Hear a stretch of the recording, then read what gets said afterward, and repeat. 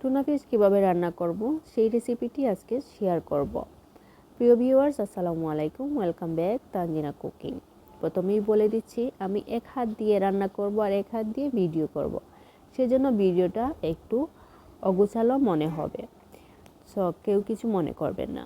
তো আজকে আমি টুনা ফিশটা বোনা করার জন্য নিয়েছি একটি কড়াই আর দিয়ে দিলাম পরিমাণ মতো তেল দেওয়ার পর আমি দিয়ে দেব অল্প কিছু পেঁয়াজ কুচি।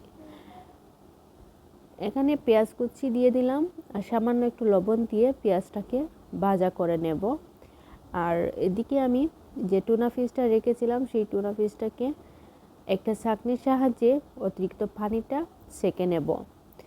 তো প্রথমেই বলেছিলাম যে আমি হাত দিয়ে ভিডিও করব, ভিডিও একটু এলোমেলো হবে, সো আপনারা কেউ কিছু মনে করবেন না। আর আমার ভিডিওটা কেমন হবে অবশ্যই জানাবেন। তো এদিকে আমি পেঁয়াজটা কষানোর জন্য রেখে দিলাম আর এদিকে আমি টুনা ফিশ থেকে অতিরিক্ত পানিটা আমি ছেঁকে নিচ্ছি। তো মাছগুলো যেহেতু সিদ্ধ করাই থাকে, সেজন্য আমি আর পানিটা ইউজ করব না। আর এখানে আমার দেখতেই পাচ্ছেন পেঁয়াজ কুচিটা ভাজা ভাজা হয়ে গিয়েছে। তারপর আমি দিয়ে দেব হাফ চা চামচের মতো রসুন বাটা, দিয়ে দেব পেঁয়াজ বাটা। রসুন বাটা দিলাম হাফ চা চামচের মতো আর পেঁয়াজ বাটা হাফ চা চামচ, 1 টেবিল চামচ দিয়ে আমি খুব ভালোভাবে মশলাটাকে কষিয়ে নেব।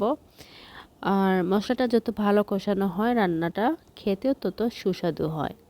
আর আমি সবসময় মশলাটা কষানোর চেষ্টা করি, কারণ মশলাটা না কষালে আমার ভালোই লাগে না, মানে আমার খুব খারাপ লাগে খেতে।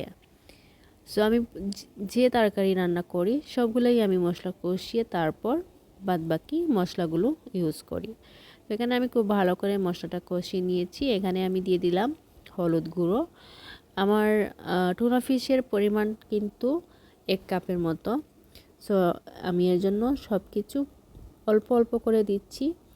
আমি এখানে হলুদ গুঁড়ো দিয়েছি হাফ চা চামচ থেকে কম, মরিচের গুঁড়ো হাফ চা চামচ, আর দিলাম জিরে গুঁড়ো, তারপর একটু ধনিয়া গুঁড়ো। তো সব মশলার পরিমাণ কিন্তু এখানে কমই দিলাম, কারণ আমার মাছের পরিমাণটা কম। তো মশলাটা একটু হালকা নেড়ে আমি দিয়ে দিলাম পানি। আর যতক্ষণ পর্যন্ত তেলটা উপরে বেশি না আসছে ততক্ষণ পর্যন্ত আমি টুনা ফিশটা দেব না। তো দেখতেই পাচ্ছেন তেল উপরে বেশি উঠেছে। এখন দিয়ে দিলাম আমি টুনা ফিশ দেওয়ার পর খুব ভালোভাবে নেড়েচেড়ে রান্না করতে হবে। আমি ঢাকনা দিয়ে ঢাকবো না, আমি কিন্তু নেড়েচেড়ে টুনা ফিশটা রান্না করে নামিয়ে নেব।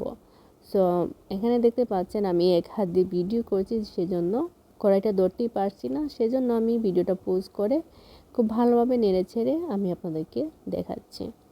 তো প্রায় 5 মিনিট থেকে 5 মিনিট আমি ওইটা খুব ভালোভাবে নেড়েচেড়ে রান্না করে ফেলেছি। তো এবার আমি নামিয়ে নেব। দেখতেই পাচ্ছেন আমার টুনা ফিশ রান্নাটা কত সুন্দর হয়েছে, খেতেও কিন্তু দারুণ হয়েছিল। তো আজকের ভিডিওটা এই পর্যন্ত। সবাইকে আল্লাহ হাফিজ। ভালো লাগলে কমেন্ট করবেন, শেয়ার করে দেবেন।